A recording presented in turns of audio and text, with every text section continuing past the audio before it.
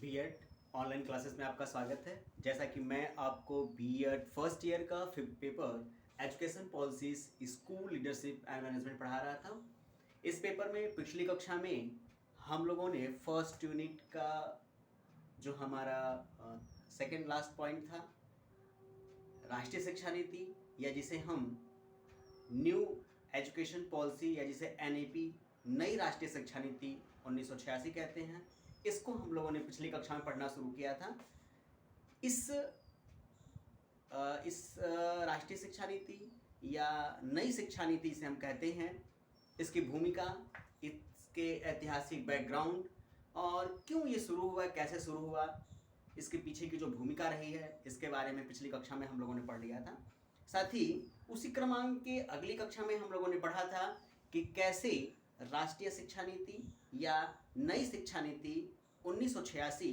कैसे कार्य रूप में आई और उस कार्य रूप को वास्तविक रूप में परिवर्तित करने के लिए कौन कौन सी महत्वपूर्ण बातें इसमें रखी गई। तो जैसा कि मैंने आपको बताया था कि नई शिक्षा नीति या जिसे राष्ट्रीय शिक्षा नीति 1986 कहते हैं, न्यू एजुकेशन पॉलिसी जिसे शॉर्ट फॉर्म में एनईपी कहते हैं, न्यू एजुकेशन पॉलिसी 1986, इसके बारे में मैंने बताया था कि कैसे इसके 12 दस्तावेज तैयार किए जाते हैं। इन 12 दस्तावेजों में कुछ खास और महत्वपूर्ण बातें इस राष्ट्रीय शिक्षा के संबंध में या नई शिक्षा नीति के संबंध में रखे जाते हैं। तो इन बातों की चर्चाएं हो रही थी। इसी क्रम में पिछले 2 कक्षाओं में हमने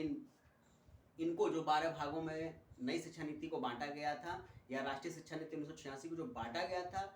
12 भागों में, इन 12 भागों में से 2 भागों को हम लोगों ने पढ़ लिया था। आज उसी क्रम को हम लोग आगे बढ़ाते हैं और आज हम पढ़ेंगे उसका तीसरा भाग। ध्यान दीजिएगा, तीसरा भाग, 2 भागों को पिछली कक्षा में पढ़ लिया गया था। आज हम लोग पढ़ेंगे इसके तीसरे भाग को।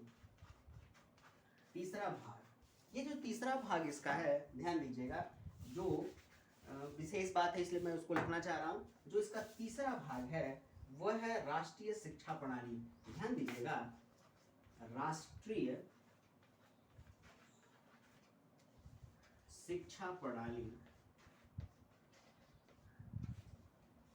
राष्ट्रीय शिक्षा प्रणाली। ध्यान दीजिएगा, राष्ट्रीय शिक्षा प्रणाली, राष्ट्रीय शिक्षा प्रणाली। राष्ट्रीय शिक्षा प्रणाली का मतलब ये तात्पर्य है नेशनल सिस्टम ऑफ एजुकेशन। राष्ट्रीय शिक्षा प्रणाली, नेशनल सिस्टम ऑफ एजुकेशन। नई शिक्षा नीति या राष्ट्रीय शिक्षा नीति 1986 में स्पष्ट तौर पे एक बात कही गई कि शिक्षा प्रणाली, ध्यान दीजिएगा, जो भी शिक्षा प्रणाली भारत में स्थापित की जाएगी, लागू की जाएगी, वह भारत की मूल संवैधानिक या संविधान की मूल धारणा से अवगत होगी। कहने का तात्पर्य है एक निश्चित स्तर पे बिना किसी भेदभाव के सभी लोगों को शिक्षा की व्यवस्था उपलब्ध कराई जाएगी। साथ ही सर्वप्रथम यह वरीयता दी जाएगी कि संपूर्ण देश में, ध्यान दीजिएगा, यह वरीयता दी जाएगी कि संपूर्ण देश में 10+2+3 का जो एजुकेशन सिस्टम, जो राष्ट्रीय शिक्षा नीति 1968 में स्वीकार किया गया था, उसको हर हाल में लागू किया जाएगा। एक और विशेष बात इसमें समानतः यह ध्यान दिया जाएगा कि प्रथम 10 वर्ष में आधारभूत पाठ्यक्रम, कोर कैरिकुलम डेवलप किया जाएगा, जिससे राष्ट्रीय मूल्यों और वैज्ञानिक दृष्टिकोण का जो सोच है वो लोगों के मन मस्तिष्क में आ सके और लोगों के अंदर शिक्षा का जो न्यूनतम अधिगम स्तर है, मिनिमम लिविंग लर्निंग है, जो मिनिमम लेवल लर्निंग है कह सकते हैं, जो सीखने की एक न्यूनतम स्तर है, उसको प्राप्त किया जाए। ऐसी शिक्षा की व्यवस्था इस नई शिक्षा नीति के माध्यम से प्रारंभ की जाएगी और ये कोशिश किया जाएगा कि 1 से लेके 12 तक की, 12 से भी आगे जो कह सकते हैं 10+2+3 का जो सिस्टम बनाया गया था, कि जो भी शिक्षा व्यवस्था उपलब्ध कराई जाएगी वो शिक्षा की व्यवस्था अपने आप में इतनी गूढ़ और विशेष होगी कि ये सैद्धांतिक होने के साथ साथ व्यवहारिक भी होगी। उसमें तमाम गुणात्मक तथ्यों का सुधार निश्चित किया जाएगा। यह तीसरे भाग में शिक्षा प्रणाली के माध्यम से ये बात कही जा रही है। वहीं इसी 12 भागों में जो 12 दस्तावेज तैयार किए गए थे, राष्ट्रीय शिक्षा प्रणाली के या नई शिक्षा प्रणाली 1986 के, इसमें चौथी महत्वपूर्ण बात कही जा रही है, ध्यान दीजिएगा, चौथी महत्वपूर्ण बात कही जा रही है समानता के लिए शिक्षा। ध्यान दीजिएगा, चौथी महत्वपूर्ण बात कही जा रही है समानता, समानता के लिए, समानता के लिए शिक्षा। चौथी महत्वपूर्ण बात कही जा रही है इसमें समानता के लिए शिक्षा, education of equality, education of equality. सही बात है, शिक्षा का कार्य है लोगों के व्यवहारिकता के परिवर्तन को निश्चित करना। कहने का तात्पर्य है यदि भारत जैसे समाज में हम इक्वलिटी लाने चाहते हैं, इक्वलिटी लाने चाहते हैं, समाज को एक तंत्र में पिरोना चाहते हैं, समाज में ना कोई छोटा हो ना कोई बड़ा हो, ना कोई जातिगत ना कोई व्यक्तिगत ना धर्मगत, अगर किसी भी प्रकार की समस्या का समाधान करना है तो इसका सिर्फ और सिर्फ एक माध्यम है, वो एजुकेशन। जब व्यक्ति एजुकेटेड हो जाता है तो तमाम समाज की संकीर्ण बुराइयों, संकीर्ण विचारधाराओं से को वो पीछे छोड़ देता है और बेहतर सोच के साथ एक सभ्य नागरिक बनने का प्रयास वो करने लगता है। इसी क्रम को निश्चित करते हुए राष्ट्रीय शिक्षा नीति 1986 में, ध्यान दीजिएगा, इसी क्रम को निश्चित करते हुए राष्ट्रीय शिक्षा नीति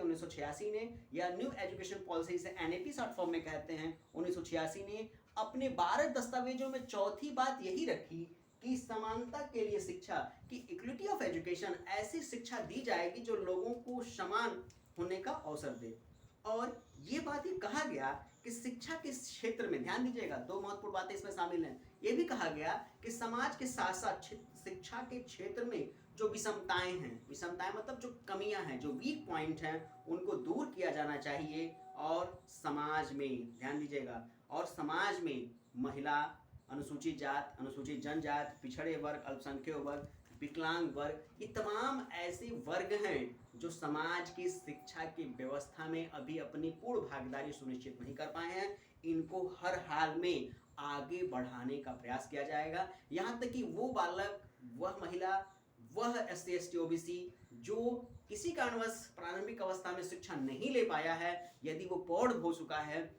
तो भी उसको शिक्षा की व्यवस्था से जोड़ा जाए। ऐसे लोगों के लिए प्रौढ़ शिक्षा कार्यक्रम चलाए जाने चाहिए। इसका विशेष प्रयत्न सरकारों की जिम्मेदारी है, वो करें और देश की राष्ट्रीयता को, देश की राष्ट्रीय शिक्षा की व्यवस्था को बनाए रखने की, समाज में एकरूपता को बनाए रखने की जिम्मेदारी का निर्वहन कर सके। वहीं देखिए, इसके पांचवें भाग में एक बात और बहुत महत्वपूर्ण कही जा रही है। जैसे चौथे में समानता की बात कही जा रही है, वहीं पांचवें भाग में कही जाती है विभिन्न स्तरों पर शिक्षा का पुनर्गठन। ध्यान दीजिएगा, विभिन्न स्तरों पर, विभिन्न स्तरों पर शिक्षा का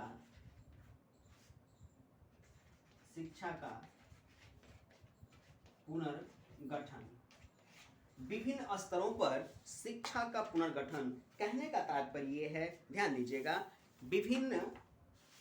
स्तरों पर शिक्षा का पुनर्गठन, कहने का तात्पर्य है कि शिक्षा के जितने भी लेवल हैं, कहने का तात्पर्य है यदि शिशु शिक्षा है, प्राथमिक शिक्षा है, उच्चतर प्राथमिक शिक्षा है, माध्यमिक शिक्षा है, विश्वविद्यालय शिक्षा, कहने का तात्पर्य है शिक्षा के जितने भी स्तर हैं इनको एक बार जरूर जज किया जाए कि क्या वास्तव में ये जो शिक्षा की व्यवस्था हमारे समाज में चल रही है ये कारगर है, क्या इसमें कोई कमियां हैं, क्या इन कमियों को सुधारा जा सकता है। मतलब इन शिक्षा के तमाम बिंदुओं पे ध्यान दिया जाए, अगर उसमें कोई कमी है तो उसे पुनर्गठन की व्यवस्था में शामिल किया जाए, उन कमियों को दूर किया जाए और बेहतर शिक्षा की व्यवस्था उपलब्ध कराने की बात कही जाए। जैसे कहा जा रहा है कि शिशुओं की देखभाल की शिक्षा, ध्यान दीजिएगा, बहुत अच्छी बात, ये प्राइमरी एजुकेशन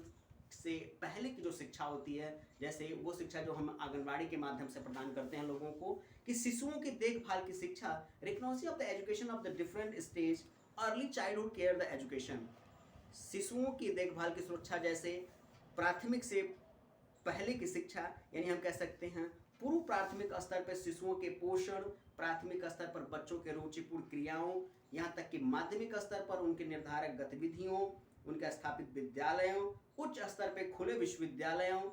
की स्थापना पे बल दिया गया। साथ ही साथ ये घोषणा भी की गई कि कुछ चुने हुए क्षेत्रों में रोजगार के अवसर भी उपलब्ध कराने की जिम्मेदारी शिक्षा की व्यवस्था में शामिल की जाए, तभी जाके हम शिक्षा की उपादेयता को और आगे बढ़ा सकते हैं। लोगों में शिक्षा के प्रति जो रुचि है, जो जागरूकता है, उसको और बढ़ा सकते हैं, क्योंकि यही एक माध्यम है जिसकी सहायता से हम शिक्षा के लेवल को सुधार सकते हैं। जैसे कुछ मैंने प्रारंभिक अवस्था में आपको बताया, जैसे कि नाम से स्पष्ट हो रहा है, विभिन्न स्तरों पर शिक्षा का पुनर्गठन। कहने का तात्पर्य है कि देखा यह जाता है कि हमारे यहाँ के जो बच्चे 70% जो बच्चे हैं वो गांवों से आते हैं, ग्रामीण अंचलों में रहते हैं, उनके माता पिता उतने शिक्षित नहीं हैं, वो शिक्षा के प्रति उतने रुचि पूर्ण नहीं हो पाते हैं, जिसका कहीं ना कहीं थोड़ा सा प्रभाव जो है वो बच्चों में दिखाई देता है। प्राथमिक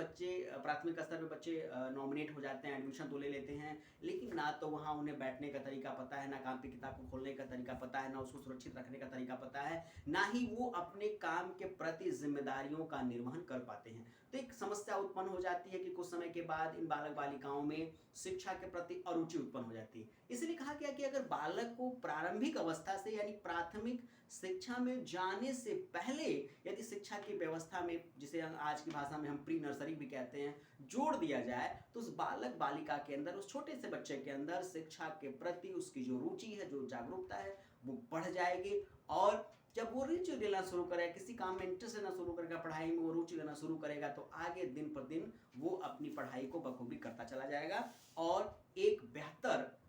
सामाजिक प्राणी बनने में ये शिक्षा की व्यवस्था उसकी पुरजोर सहायता कर सकती है, उसे जीवन में आने वाली तमाम समस्याओं का सामना करने के लिए मजबूती से उसे खड़ा कर सकती है। इसके लिए कहा गया कि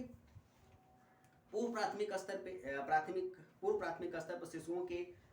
शिक्षा की व्यवस्था की जाए, उनके स्वास्थ्य की व्यवस्था की जाए। यही कहा गया कि माध्यमिक स्तर पे कुछ ऐसे विषय निर्धारित किए जाएं, कुछ ऐसे स्कूल निर्धारित किए जाएं जिसपे बच्चों की रुचि हो, जैसे पॉलिटेक्निक कॉलेज, ITI कॉलेज, जिसमें बच्चों की रुचि हो। बच्चे अगर सामान्य शिक्षा में रुचि नहीं रखते हैं, कुछ तकनीकी शिक्षा में रुचि रखते हैं, तो उस तकनीकी शिक्षा की सहायता से अपने जीविकोपार्जन की व्यवस्था वो जीवन में कर ले। ये भी कहा गया कि कुछ प्रौढ़ ऐसे भी हैं, कुछ बालक बालिकाएं ऐसे भी हैं जो किसी कारणवश पारिवारिक जिम्मेदारियों के वश अपनी शिक्षा ग्रहण नहीं कर पाते हैं। यदि वो शिक्षा की व्यवस्था में शामिल रहना चाहते हैं तो उनके लिए नवोदय विद्यालय खोले जाएं, दूरस्थ ओपन यूनिवर्सिटीज़ खोले जाएं, ताकि वो अपनी माध्यमिक शिक्षा और उच्चतर शिक्षा भी पूरी कर सके।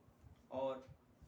ये साथ ही साथ ये भी कहा गया कि कोशिश ये की जाए कि लगभग शिक्षा की जो व्यवस्था निर्धारित की जाए उसको रोजगार परक शिक्षा से जोड़ दिया जाए, ताकि बालक बालिकाएं पढ़ें, जब तक पढ़ें तब तक तो ज्ञान को प्राप्त करते रहें, लेकिन ज्ञान प्राप्ति के बाद उनके हाथ में एक रोजगार हो, जिससे और जो समाज के लोग हैं उनके मन में शिक्षा के प्रति रुचि जो को जागृत हो। वहीं पांचवी बात इस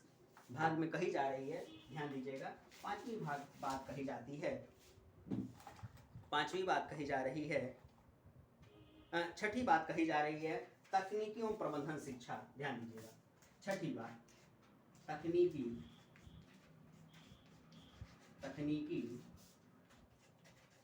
एवं प्रबंधन की शिक्षा, तकनीकी एवं प्रबंधन की शिक्षा। छठी महत्वपूर्ण बात इसमें कही जा रही है, इसके 12 भागों में छठवें भाग में कहा जा रहा है तकनीकी एवं प्रबंधन की शिक्षा, टेक्निकल एंड मैनेजमेंट एजुकेशन, कि तकनीकी एवं प्रबंधन शिक्षा को महत्व दिया जाएगा